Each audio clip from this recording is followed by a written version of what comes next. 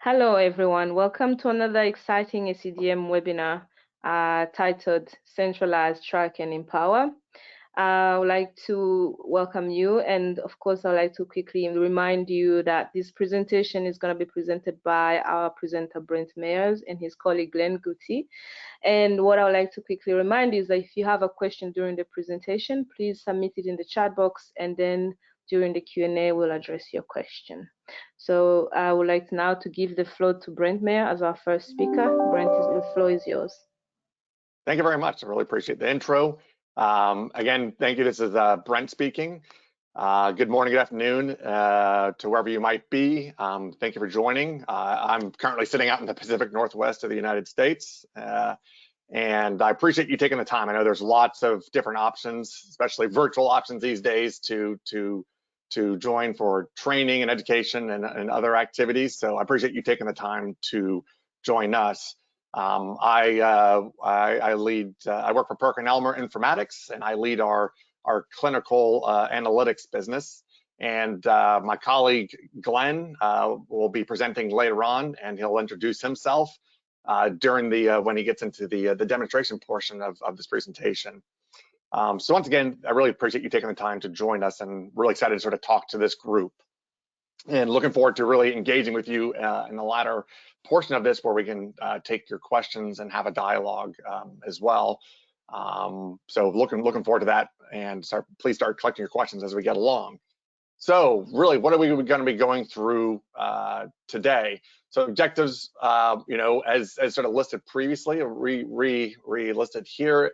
Looking through how can we better expedite and centralize the data review process, and really drive in the ability to collaborate in that process, and also be able to make sure we track who's actually participating and who's accessing and using your data. And again, really the format today will be, I'll go through some of the trends that we see in our engagements and help sort of set the stage for how that colors some of the best practices that we've seen and some of the challenges that we've seen as well. And then really Glenn will take over and show actually those practices in action with the particular technologies and processes that we use. And then, like I said, open up for a conversation after that. So first we'll start off with, what is analytics, right? So, I mean, there's the boilerplate answer, that, straight off of, Oracle's website or really any number of other websites, the process of discovering, interpreting, and communicating significant patterns in data, right? It's how do I pull in my data and be able to analyze the data, and then there's the different sort of levels of analytical sophistication that you can achieve, and really, I think that while I use the word sophistication, I would say that really the different levels are really, it's less relevant in the sense of sophistication, but more relevant in the sense of what are the questions that you need answered, and what is the level that at what stage is your team and sort of pursuing what they're trying to analyze, what are the regulatory standpoint that you're trying to work within as well. But I think that ultimately we'll be sitting somewhere around the descriptive and diagnostic capabilities that we'll talk about today. But there are sort of future sort of presentations we've done previously where we talk about how this same sort of processes and technology can be used to do predictive and prescriptive analytics as well. But what else can be tacked on top of sort of the core theme of analytics? And I would submit sort of, there are other elements that can be used, and we'll show this in our demonstration. There are other elements that can be used to sort of further enhance analytics. So, a common example of what I'll describe here is, Anscombe's quartet, right? Where you've got 4 data sets, and they are all each with an XY element to each of the data sets. And they're all described by the same linear model, right? So this is a simple example of a basic analytic that can be used to describe sort of the data you're looking at. So in this case, all 4 data sets are described by the same linear model. As they're visualized, though, you can immediately sort of see a completely different story that the linear model is not telling you, right? You can immediately see sort of trends, outliers, and sort of patterns right away visually. So, really what I'm getting at here is the power of sort of visualization on top of logic and other analytical methods can really further enhance what you're doing. And again, that's what we'll sort of drive in deeper. So that'll get us to really our question first to each of you. And I'll turn that over to Trip Beam for sort of our first poll question.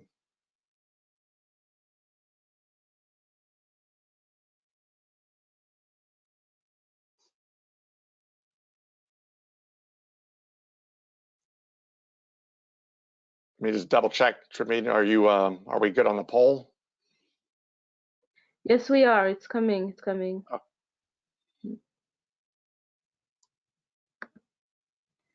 And it's on.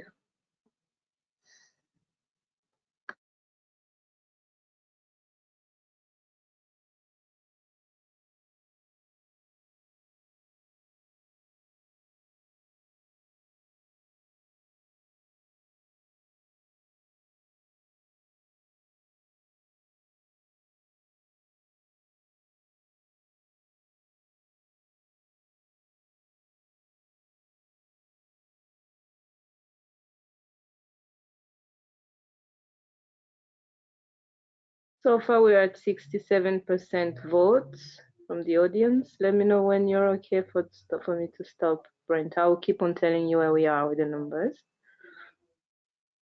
71% votes.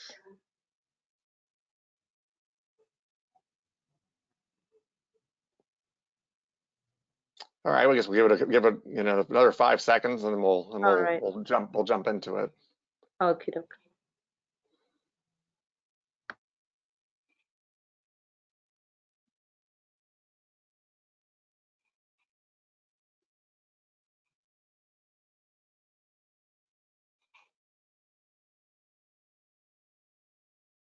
Here are the results, Brent, I've presented.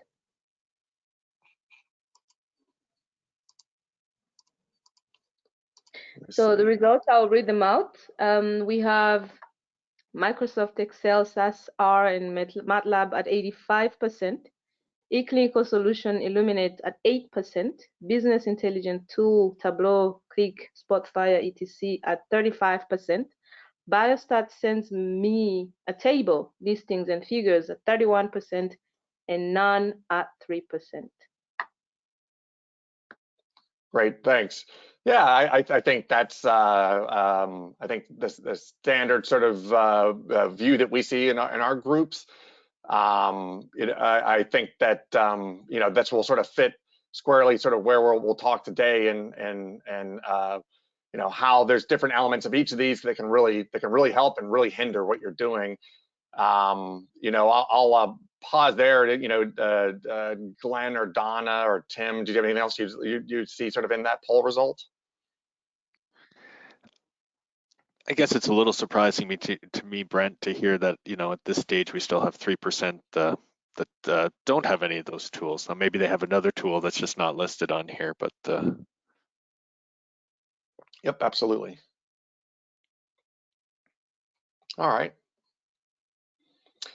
thank you for that, and we'll continue on here. And so first, I'll start off with a short story. And one of the opening slide here was a element of a picture of one of my hobbies outside of when we're not working on analytics, is rock climbing. And really central to rock climbing is being able to identify issues and communicate with your climbing partner as you're climbing. Really, I would submit same sort of narrative that we'll be talking about further today in clinical analytics. Or if you'd prefer sort of a more traditional sports, same thing with soccer or football, if you will. Really central is being able to communicate with your team and having field of vision, right? Being able to see where the field of play is going. Again, same thing. So why isn't sort of why aren't we as an industry still being able to improve sort of our ability to sort of see the field of vision and be able to communicate across the team rapidly? That's where I think really what I hope to sort of discuss through our learnings and how we sort of have come to that same sort of where we focus our efforts into trying to improve those communication and sort of the field of vision. Really, so in our work, the top questions we hear, we have 5 data management vendors. Can you help us connect to each of those data sources? And we're adding more and more each time. Can you help me identify safety, efficacy, and operational concerns? Can you also help me streamline sort of reporting, out to the various different groups and teams that we work with? We've started identifying our key risks and trying to improve our quality by design initiative. But how do we better track sort of progress and identify issues against those key risks? And really, those questions we hear across the board with all the different groups that we work with in clinical development. And that also sort of leads to another sort of curious finding we have, which is, again, with those same sort of groups, we find that every single one of them has a different analysis method and a different communication method. It really goes back to sort of the first poll question, in the sense that there are lots of sort of methods of collecting and analyzing data, but then communicating the results, I think, is also sort of curiously left out. And these are common questions we hear. Have you received the latest cut of data off a shared drive? Or is the data updated on shared drive? Is a lot of what we hear as well. We'll hear a lot of questions around tracking queries through spreadsheets and emailing them back and forth between different groups, and then not sure, what's the latest status on sort of query workflows. Also, with biosets have sent us our TLFs that we've requested, but can they be modified to my specific questions? Is what we hear a lot of. Or I can't see the relationship across the different tables.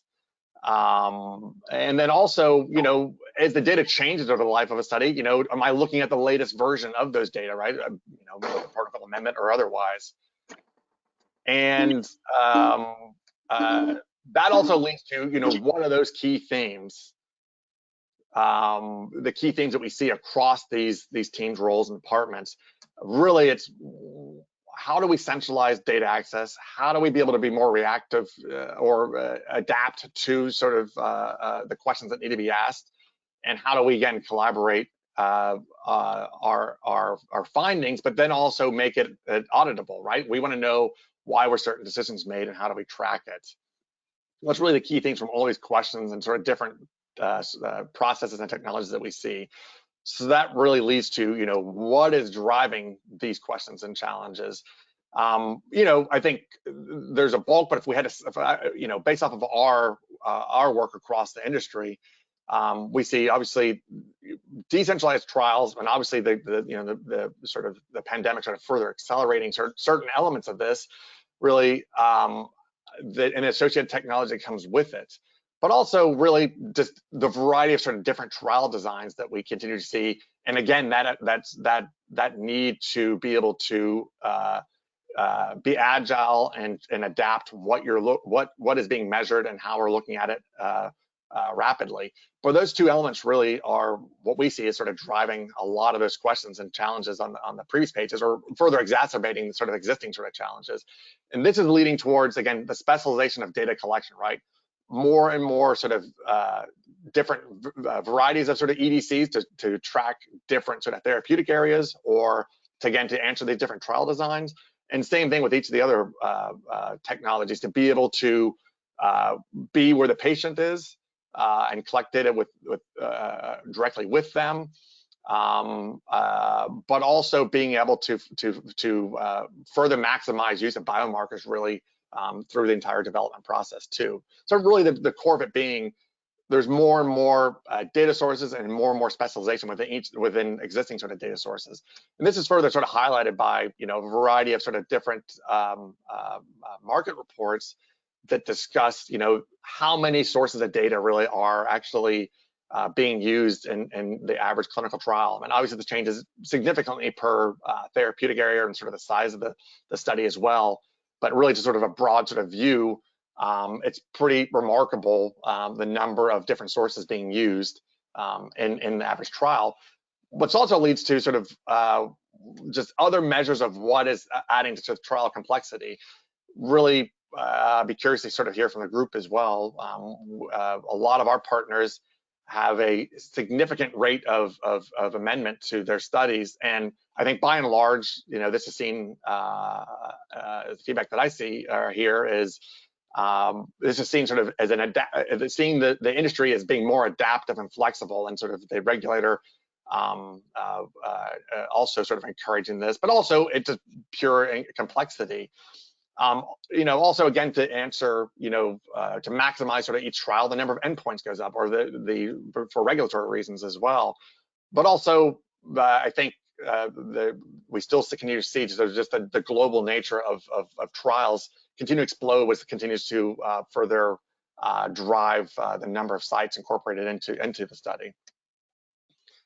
So really, to summarize sort of all those challenges that I've gone through in the last few slides, would be summarized as time-like data, distributed data, inflexible tools, and communication across sort of the data review process, right?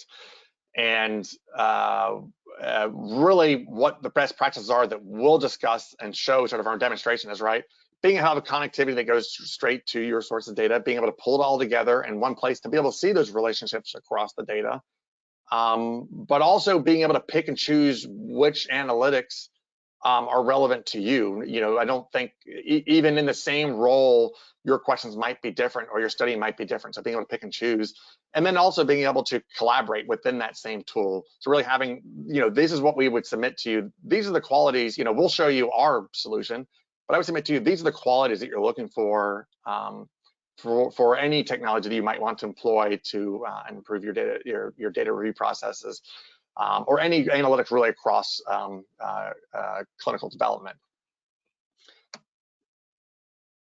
So we'll dive a little bit deeper again into now our process and using those best practices, right? And again, I think this is repeatable for lots of other sort of approaches, but I think really these are the qualities that you should be looking for. I would submit you'll be looking for, and this is how we sort of approach it.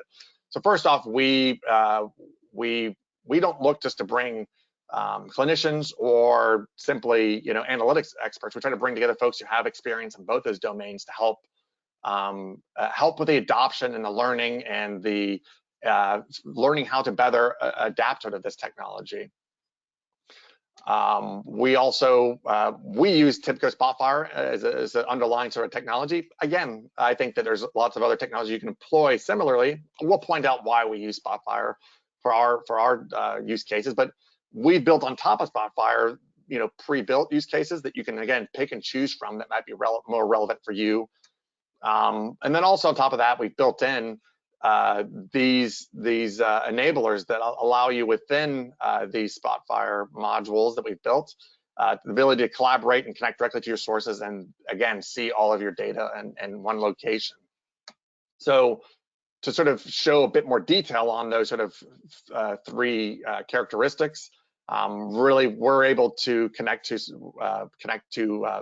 not just the major data sources here, major players like Veeva and Metadata, but nearly any source, and then work with our experts to help you be able to maximize the ability to connect and analyze your data as quickly as possible. But again, we'll take one of our use cases, right? Our medical review solution. There's a sort of a listing of a sample of sort of some of the analytics that are built within it. You can really pick and choose which ones are relevant to you, and again, adjust those, change the order or look and feel of those, or add completely new capabilities into it. And also really what we'll also show is the ability within the solution to be able to, as you identified an outlier or a data point of interest, to then flag it that it needs to be a query needs to be raised or additional action needs to be made on that particular data point. So a common use case we have and how we approach it would be, we hear from one of our partners, I need medical review and operational oversight into my pivotal solid tumor oncology products. And it needs to be able to evolve to answer sort of the key risks that we've identified, prior to starting the trial. So in this case, we would bring our data review module. We would also bring our medical review module, our operations module, and then also our line list review module that integrates with each of these to be able to track your data review processes. And then since we're talking oncology here, we'll bring in some oncology analytics. And we'll talk about how you can sort of make each of these available to particular roles and departments. But then also being able to connect directly to the sources that are being used for those particular studies. And really, we spoke about oncology on that last slide, but really, we've got a variety of pre-built analytics for different therapeutic areas. So again, oncology focused here. That's been a heavy focus of ours, but we've also worked really, further upstream with early phase studies, but also a variety of other therapeutic areas as well to answer really any question. I mean, that again speaks to one of the qualities that I would submit to you as key that you should be looking for, which is an adaptive tool that has something pre-built for you, but also can be adapted to your particular therapy or study. So really, I'll set the scene for what you're going to see in the demonstration. We're going to transition over to the demo here in a minute. First, I'll say what you're going to see is a solution where you can connect to any number of sources, right? And it can be directly connected and then automated so that it refreshes on a schedule, nightly or whatever is relevant for you, so you can have that time relevant data. And it'll load into, what Glenn will show you is one of our modules that he'll show a workflow for you and what that looks like in sort of in our solution. And then he'll show, how you can track and collaborate on your data as well using, our processes. That said, before we go into the demo, give Glenn a minute to get ready. I'll go to a poll question. So I'll read the poll question out this time, and then we'll get it posted for you to respond. But poll question number 2: What is the most pressing data review issue you face? A, time-light data, and by that we mean being able to receive or share relevant data. B, distributed data, the ability to sort of centralize relevant data. C, inflexible tools, by that we mean the ability to adapt to my role or questions or my team's questions. And D, collaboration tools, being able to track or communicate, across these teams. Or E, none of the above. And please pick as many as are relevant for you.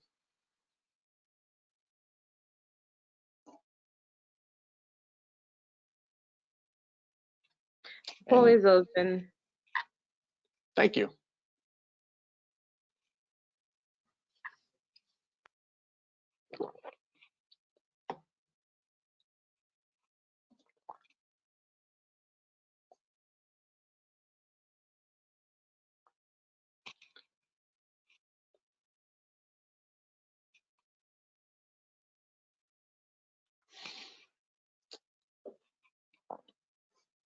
How are we looking on percentage? We looking good? 69% with 40 seconds over. So I think I'm gonna get 1 minute if it's okay with you. That sounds beautiful.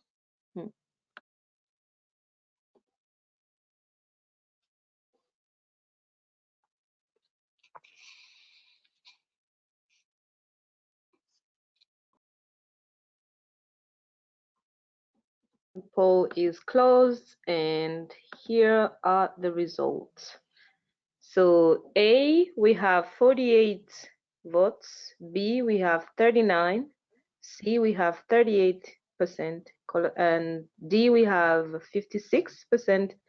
And E, we have 5%. So pretty broad spectrum, but yeah, it's I guess not surprising that around getting access to data, but also being able to collaborate. It'll be interesting sort of get some feedback in the Q&A deeper on this, but yeah, I think that again seems to jive well with our experiences. So thank you for those results, and like I said, I'd like to talk more about that after you sort of see the demonstration as we get into the demo. Glenn, are you all set? Let me kick it over to my slide here for you, but are you all set? Yes, I'm all set, Brent, thanks. And I'm gonna go ahead and share my screen here.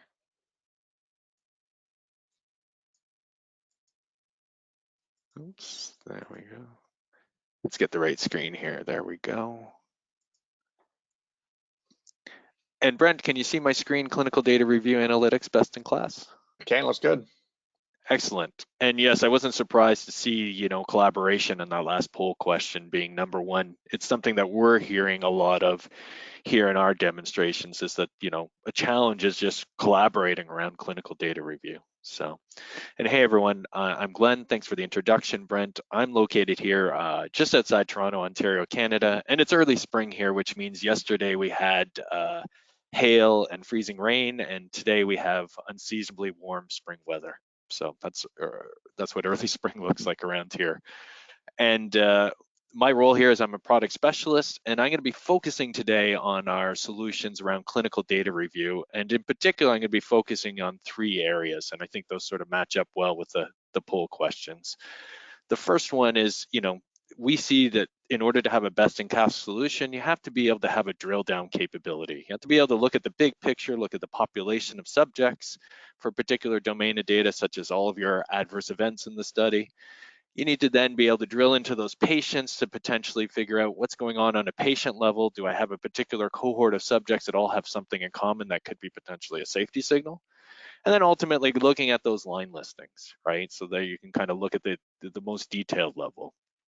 Or alternatively, you might want to look at a particular domain of data like your adverse events and then see, is there a side effect to that, right? Or am I seeing more adverse events at a particular site, and is that indicating something going on with the procedure that's going on at that site, the way that they're questioning the subjects or the way that they're administering the study?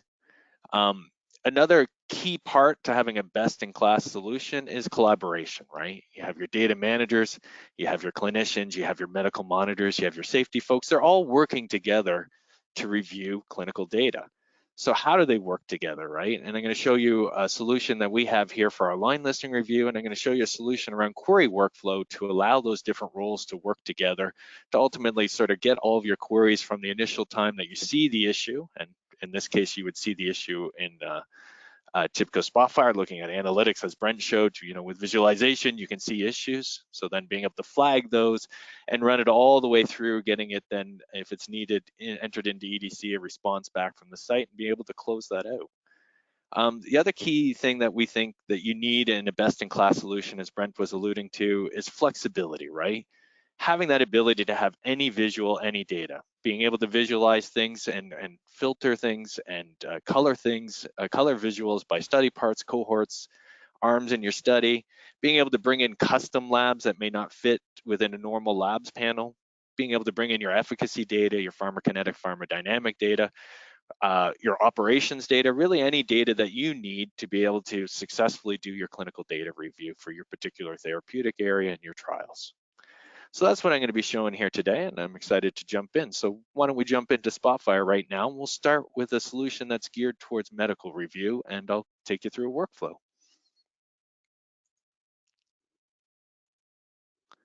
Okay, so what I have here is a clinical data review, but a medically review focused workflow that's going to take us through a population analysis.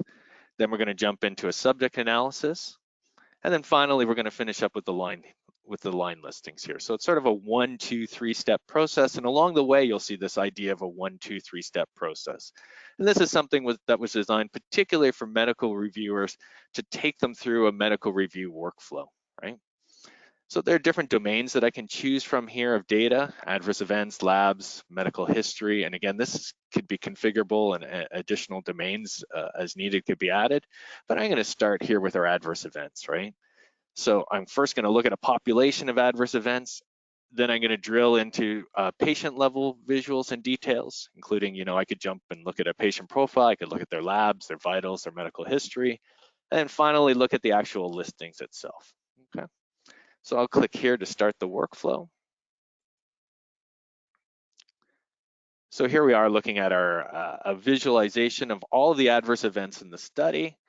And you know what might jump out to you is, geez, for this particular study, and this was an actual failed study available from CDIS that we actually have then put in the tool here today, and you know, what might jump out is, geez, there's a lot of dizziness and syncope in this particular study. So your first question might be, well, this study has 3 arms. You'll see over here that there's a placebo, a high, and a low dose. So am I seeing more of the dizziness and the syncope in the high and the low dose versus the placebo? Well, let's check that out, right? So I'm going to click off everything and just see what the counts are for the placebo. And you'll see that there was just 2 for dizziness and syncope drops off. Whereas if I look here at the high dose, this is still, you know, the majority of the subjects that had dizziness are here in the high dose. And if I look at the low dose, less subjects, but still subjects that are on the low dose that have dizziness and syncope. So again, your initial thought is, geez, I really need to investigate these subjects on the high and low dose that have had syncope. So you might want to select those subjects and then drill into their details. So here I'm going to go ahead and I'm just going to select the subjects that have had syncope at mild, moderate, and severe, and I'm going to, or sorry, dizziness, and I'm going to select the subjects also that have had syncope. So I've done step 1, which is I filtered the data. Then I did step 2, which is I selected from the bar chart here the data of interest. And now I'm going to navigate. I could navigate directly to the line listings, but first I'm going to take a stop here and look at the subject analysis and do a little bit more investigation. So this is what we're talking about when we're talking about drill down, is that ability to sort of start with the big picture, but now drill into it and see what's going on in the details, right? So here I have a listing of all of my subjects that I can sort of now start to investigate them one by one and see if there's something in common here with them, right? So I can zoom in on my adverse events here. So this is showing dosing, adverse events, the con meds and the labs all on one timeline. I'm just going to sort of focus here on the adverse events, and I'm going to drill in here and just kind of, or sort of zoom in here and just focus on just the dizziness or the syncope and when the start of that is. So you can see for this particular subject, it was treatment emergent. It started on day 5, so shortly after dose. There was a moderate case of dizziness for this subject, and then there was a mild case of dizziness, and that's still ongoing for that subject. So you might, again, click here and click see the next subject, and you can see that they have dizziness, but their dizziness started before the trial, right? It's not here on the timeline for that subject. So you might do the next subject. Again, dizziness started here relatively early, but day 22, they had mild dizziness. And again, that was treatment emergent. So you can start to see a pattern, right? You can click through each subject, get a sense of when that dizziness started. You can have a look at the con meds that they were on as well, get a sense of if maybe that's causing the dizziness other than just the study drug. You can look at their labs.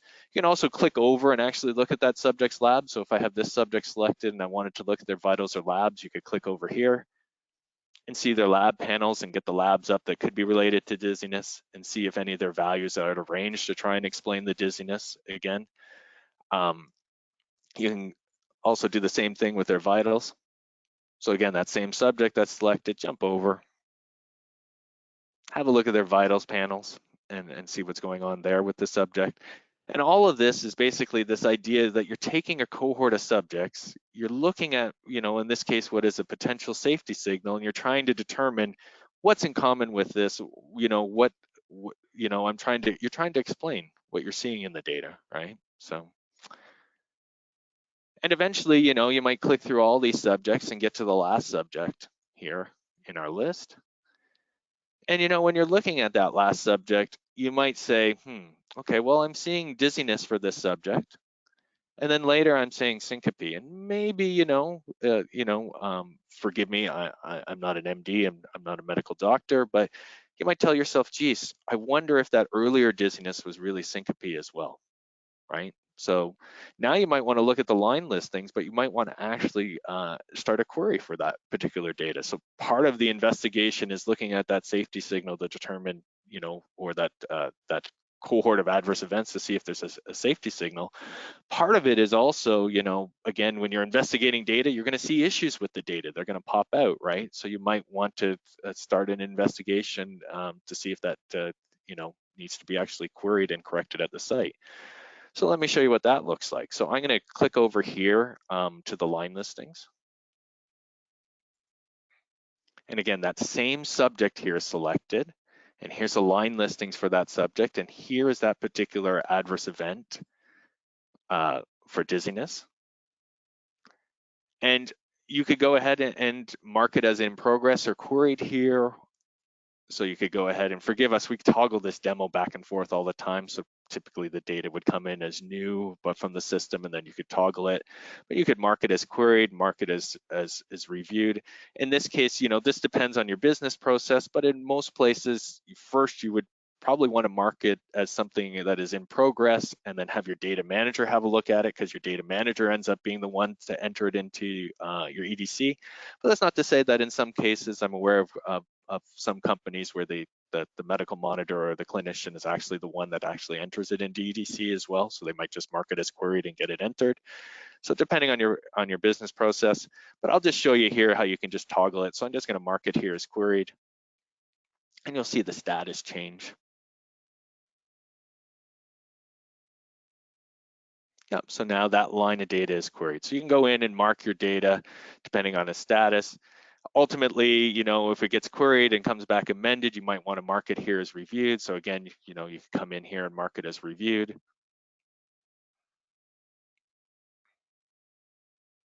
And you'll see again the status change. In the interim though, there's this whole idea that before it gets ultimately from queried to reviewed, there's a whole process that has to happen, right? And we have a tool here that helps to support that process to get you from your initial finding the issue to queried to reviewed.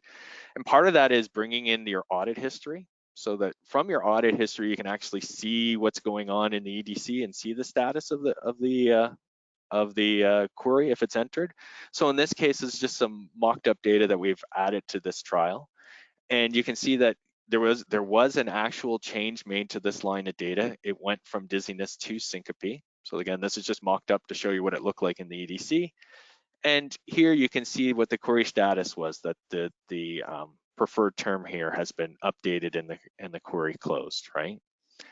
So there's this idea that the tool needs to support you instead of having to go into the EDC and sort of dig around and find out, you know, what is the status of my query. You can do it all here within this dashboard, right?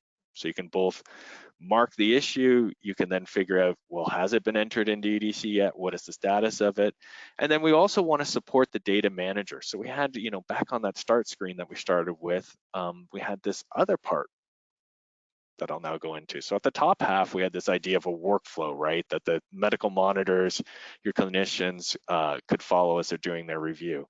So how about support for the data managers? Well, here is a dashboard, a query dashboard that will show you how many lines of data are marked as queried for your different domains, and then what was the longest current query and your latest queried data, so you can get a sense of how stale the queries are. And also here in EDC, in this case, Rave is here, but you know, any system that has audit trail data we could plug into and do the same thing here. How many opened, answered, and closed queries do you have? To get a sense of, you know, you have to put all this data, all these queries through the meat grinder and end up getting to the point where all of them are closed. How are you doing in keeping up with that, right?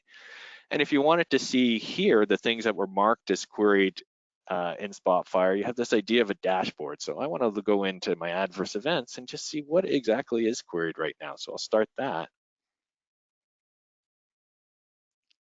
And here's a listing of the things that have been queried so far by first looking at the data, deciding on an issue, and then marking them as queried. So these are the things that are currently queried, and we want to get them to a reviewed status, right? And we can click on each one. And in this case, there isn't a query status for it, right? So this one hasn't been entered into EDC. Likewise, I believe the other two, we haven't mocked up the data, so they haven't been entered yet. But as they get entered and as the audit history changes, you can actually see the change that was required. The other thing that is nice about this is this idea of collaboration, right? So if we go back to this idea that when you see a data issue, you're going to want to enter your observations about it and tag someone. So if Brent is the data manager here for the trial, and I'm the medical monitor, and I see the issue initially, I might want to enter an observation for him and tag him in that. So I can go at Brent Myers, he's the data manager for my study. Please see that this adverse event PT is changed from dizziness to syncope, right? So you can put that comment in there, submit it. The next time Brent logs in, he'll go to his notifications panel and he'll see that, and actually then, and as I submit it here, you'll see it drop in here. But when he opens up his notifications panel, let me just pop that open a little bit more. There we go. You can see there that there was a request to change it from moderate to severe, or whatever the request was at that particular particular comment that you added, that you directed at someone. So this idea to collaborate, this idea that you need support, you need to be able to see what's happening in the EDC, and being able to do it all in the same tool that you're actually looking at the analytics in. We think that's sort of key to having a best-in-class clinical data review solution. Just looking at that quick example again, but now let's go back to dizziness and see, well, was there a site impact there, right? So again, here looking at, and forgive me, I just did a little fanciness there and just changed the dashboard so that I could more quickly jump around here. You might be interested in, well, here's all of my dizziness, right? So again, I have that selected here. Is there a site impact to that, right? Am I seeing more dizziness at a particular site? So you could go over here to a site breakdown and say, okay, well, here's all the sites in my study. What's the colored part? The gray part is the number of subjects in the study for that particular site. And the colored part is, here's how many subjects had dizziness. And you might say to yourself, well, this is interesting. At site 708, a much larger proportion of the subjects had dizziness than at all the other sites. So is there something going on at that particular site that's causing, more dizziness? So that's something that you might want to, again, drill down into and investigate. So this idea of drill down is very powerful, being able to look at the big population, the big picture, and then be able to look at components of it to try and understand it. So that we think that is needed. We think that Spotfire makes it really easy to do that sort of drill down and to create visuals that kind of have a workflow like this. Okay. One more thing that I'm going to show just to sort of wrap things up around the lines of the ability to basically take any data. My area of expertise is oncology, and of course, I think it's almost half of trials are in oncology. So I'll show you some oncology efficacy visuals that we have here at PerkinElmer. And again, this is the concept of, these are, again, oncology trials have phases, they have parts, they have very complex data, and you need a tool that will support all of that and give them the visuals that they need. And in oncology, generally the visuals that are shown are waterfall spider swimmer plots, but in other therapeutic areas, there are scores and labs that are very much the same. And admittedly, in some other therapeutic areas, we've used the concept of waterfall spider swimmer plots before. Of course, there's lots of time series data just in studies in general. And of course, there's diaries and pain scores and all of that do tend to lend themselves towards time series and bar graphs, much like a waterfall spider swimmer plot. So these things are, what I'm trying to say is these things here are universal and can be applied to many different therapeutic areas, right? But again, it's this idea of being able to drill into the data, understand your efficacy. So in this case, we have a phase 1 study with a couple of study parts here.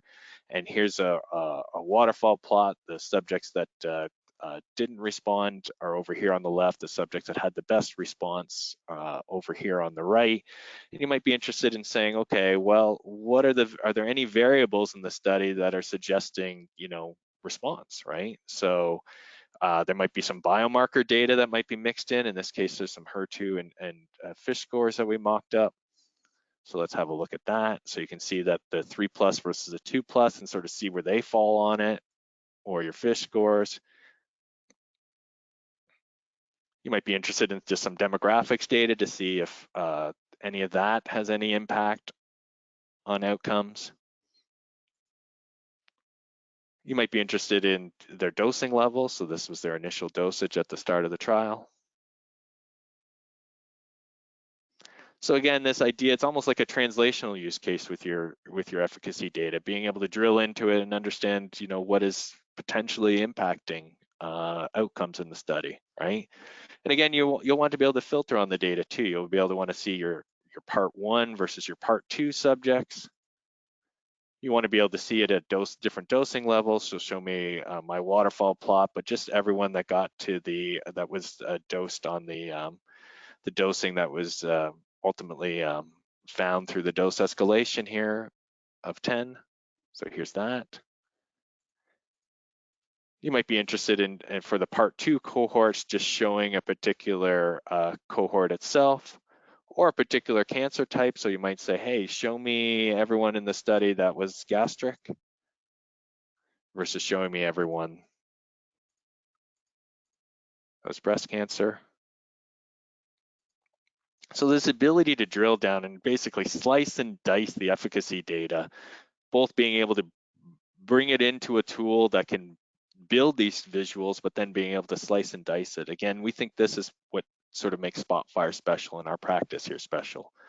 And one last thing I'll sort of show is one of the challenges with efficacy data is, we always have this sense of, did all the scans get done, and did the, if at the site they're deciding on, whether or not it's progressive disease or partial response, if all of that is being done correctly. And again, the beauty of visualization, as Brent alluded to, is that it's much easier to see it from a visual than to see it from lines of data. Scanning lines of data to try and figure out what's missing is hard. Seeing it from a visual is easier, right? So let's have a look at a swimmer plot here, and a more detailed swimmer plot. And let's start to say, well, geez, what patterns can we see from this, right? So you can see that the scans are happening roughly at every 30 days. So you're getting your responses at roughly every 30 days. So the first thing that jumps out is, well, where's this response, right? It looks like this data is missing. And again, this is just visual inspection, right? You're just looking for a pattern. You can see that in this case, is that the diamonds here are your responses. They're colored by the response, and there should be a diamond here. You would expect a response here.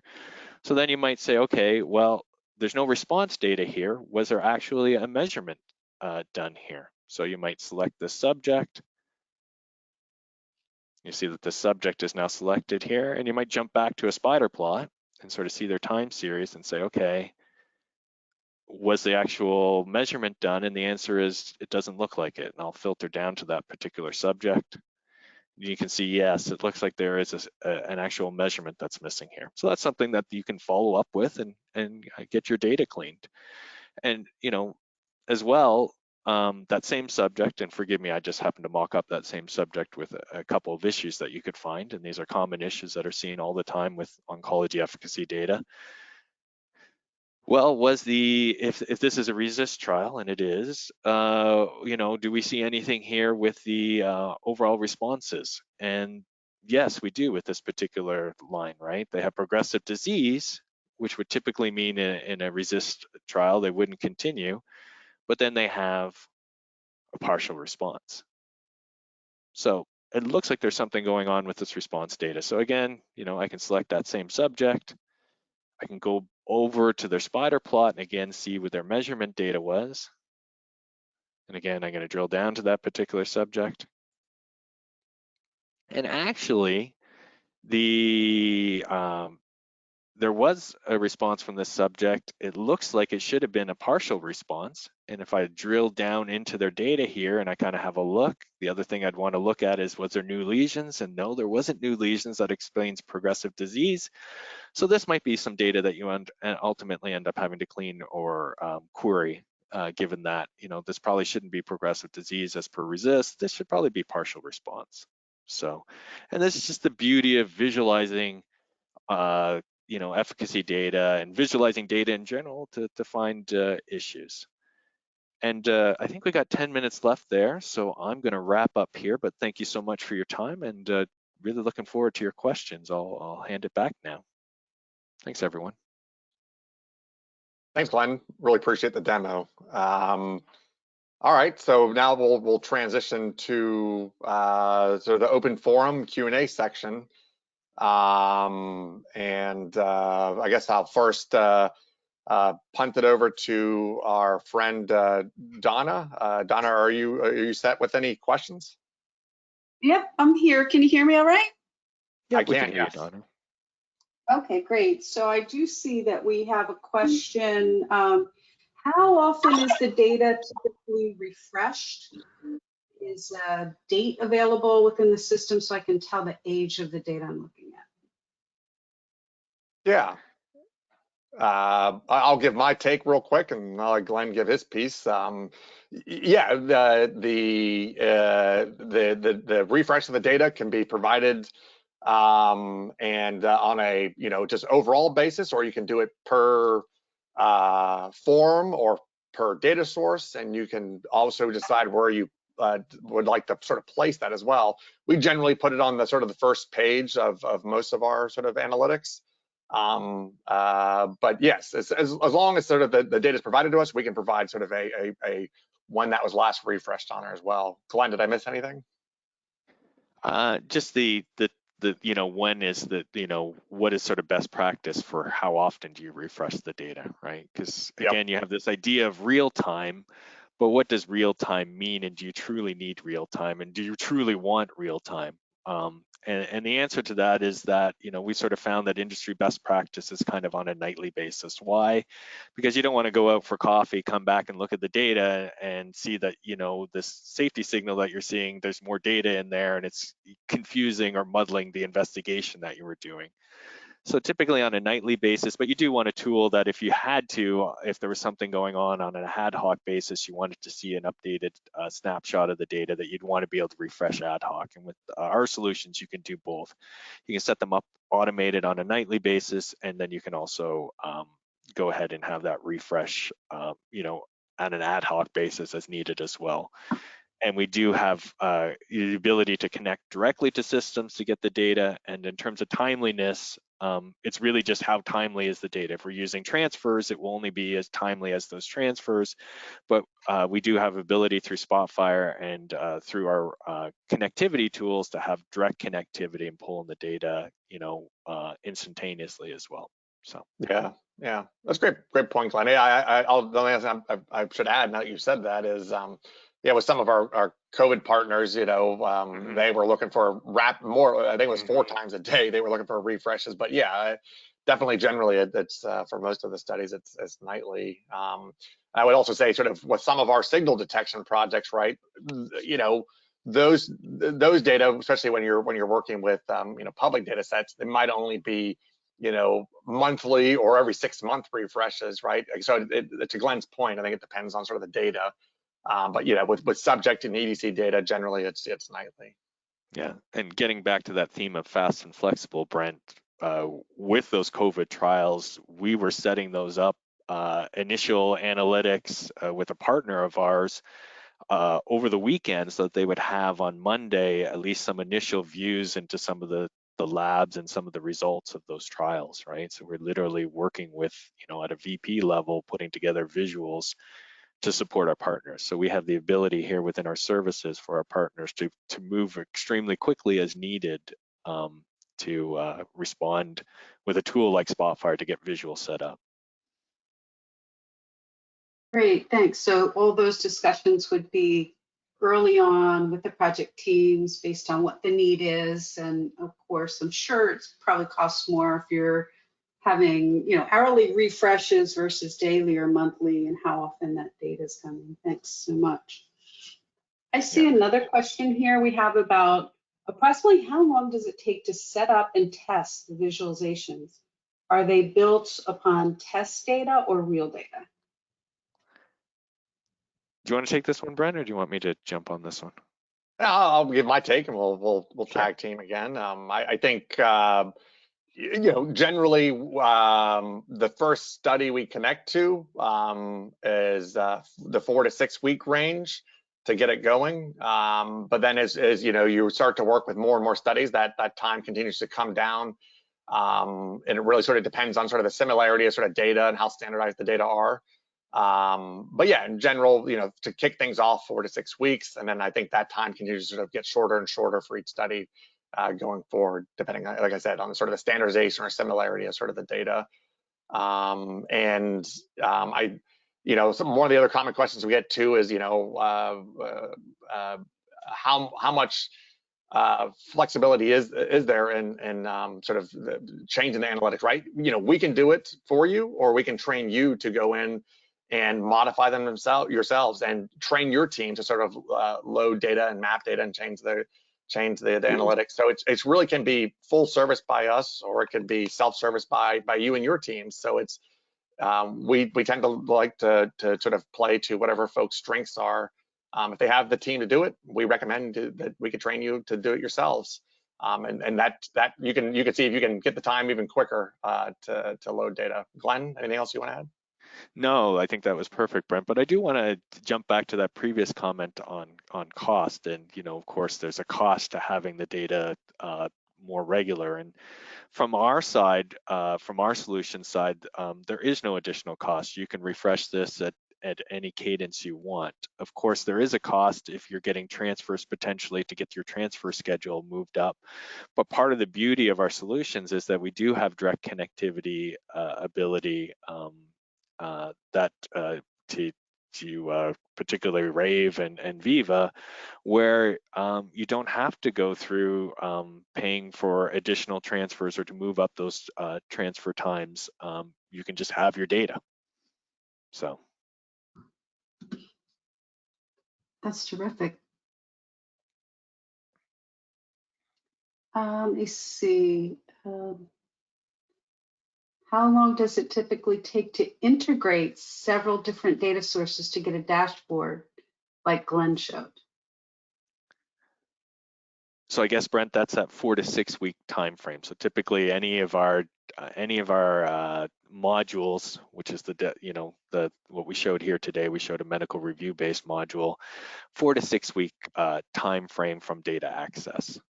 And roughly, the phases of that are the first 2 weeks are to sort of set up for a solution like this, your standard domains of data, then there's a review that takes place and some feedback, demos and feedback. And then the second 2 weeks is then to sort of discuss your custom pages and, what efficacy data, what other things you want to bring in that aren't sort of standard domains of data. So in oncology, of course, it's your measurements and your scans, and in another therapeutic area it could be your pain scores. So to sort of work on that, and then the final 2 weeks to sort of do final demos, set up your efficacy visuals or your pharmacokinetic visuals or whatever your custom visuals are, your custom labs, do the final demos and then automate that solution.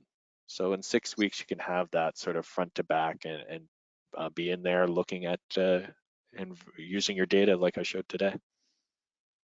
Yeah, I think the only thing else I'd add is, if you're just looking for some sort of ad hoc quick analysis of some data sets, again, you yourself could do this. You could load in, a SAS file, an Excel file, or, use some of our connectivity to other data sources and create your own analysis as well. Depending on sort of the complexity of it, it could be a couple hours, it could be less than a day. It can be very quick, and again, we can sort of provide the tools to help, the skills to help expedite that. Donna, I know we're running short on time, so I don't want to be cognizant of folks' time. Is there any sort of final questions you want to throw out there, or are we there? I think. Okay. Go ahead. Go ahead, Donna. Sorry. No. I was going to ask, did you want me to just pull one more question that I see? Yeah, sure. I'm good for that. Yeah. So I have time for one more question. May speakers comment on the configuration of analytics and turnaround time? We can use a phase 2 study as an example. Okay, I think you have answered that a couple times. Sorry, I have a tiny little box I'm reading. How are partial or unknown dates included and reflected in visuals? What is the best practice to handle them?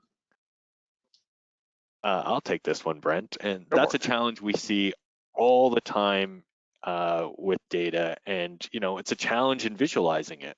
And there is no, what we sort of found is that every customer sort of finds their own answer there, and that's the beauty of Spotfire, is you can find your own answer. So if you're looking at a patient profile and there's an unknown date for an adverse event, right? So let's say the day is unknown, but the month and the year is there. Where do you place that adverse event? How do you sort of indicate it, right? That can get very tricky because depending on where you place it, people could potentially look at that and start to make assumptions. So what our services team will do, and the services lead, is they'll understand this problem because we see it all the time, and they'll work through you with how to best visualize it. Do we change the shape, or do we change the color, or do we put a note on it to basically say that, no, this is an unknown date, we're placing it here, but it's really within this range? Do we put a line to sort of indicate the range? We work through those sorts of details to sort of handle your unknown dates because they are a visualization challenge. Yeah, nothing else to add there from my end. I've seen some other questions coming in that sort of are adjacent to that around access to these efficacy data and other trial data. And yeah, the access to these visualizations and analytics and data can all be segmented by user, by role. So there are many controls that can be used to prohibit access to or enable access to different functionalities and different analytics, and also being able to track who is actually accessing it and what they're actually accessing. So there's full auditability sort of the solution itself, and be able to make that easily, readily available to round those controls. But yeah, I think with that, I see still a variety of other questions left. I guess I'll work with the team to see if we can get some answers to these questions back out, after the webinar. But of course, you're welcome to reach out to us as well, and we can have a dialogue just around any additional questions you might not have asked here.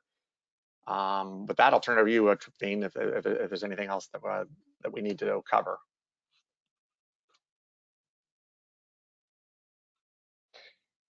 All right. Since we've come on top of the hour, Brent and Glenn, I would like for us to conclude. And what I can actually mention to participants is that if there's any question that wasn't answered, I would like, if it's okay for you, Brent and Glenn, to really take the commitment to send them an email and respond to their question. So we'll give your contact details so they can really get in touch with you. Absolutely. Okay. All right. So thanking everybody for your participation, and hope to see you again on another webinar soon. Great. Thank you very much. Thanks, everyone.